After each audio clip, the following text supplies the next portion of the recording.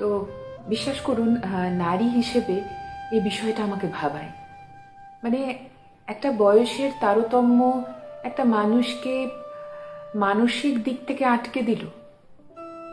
একটা বয়সের তারতম্য, চারটে লোকের কথা, হ্যাঁ, বা সমাজে তার একটা, যে সে যে বড় দিদি পরিবারে, সে এরকম করতে পারে না, এটা যে অপরাধ, এই যে একটা অপরাধ সূচক একটা চিন্তা ভাবনা, একটা সংকোচ, এই জিনিসটা নারী হিসেবে সত্যিই আমাকে ভাবায়। এবং আমি অবশ্যই বাস্তবের মাটিতে দাঁড়িয়ে অবশ্যই এই চিন্তাই করব এবং করি।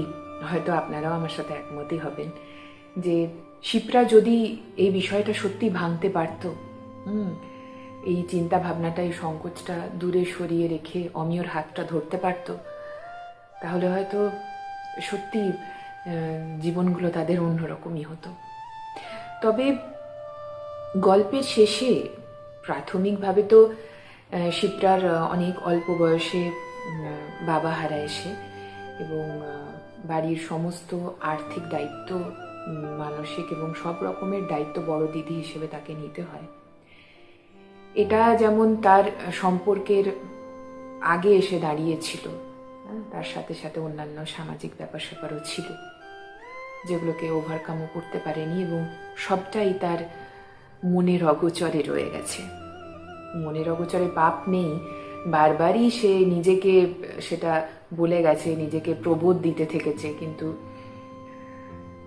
সেই বিষয়টাকে কাটিয়ে উঠতে পারেনি। এবং গল্পের শেষে আমরা দেখি যে একটা সুযোগ এসেছিল, হ্যাঁ, একটা সুযোগ আসে তার কাছে, বিষয়টা যাতে আবার সে রিভাইভ করতে পারে, কিন্তু সেই সুযোগের সদ্ব্যবহার কি শিপ্রা করতে পারে? বিষয়টা জানার জন্য শেষ অবধি শুনতে হবে সাহিত্যিক হিরণময়ী বসুর কলমে মনের অগোচরে।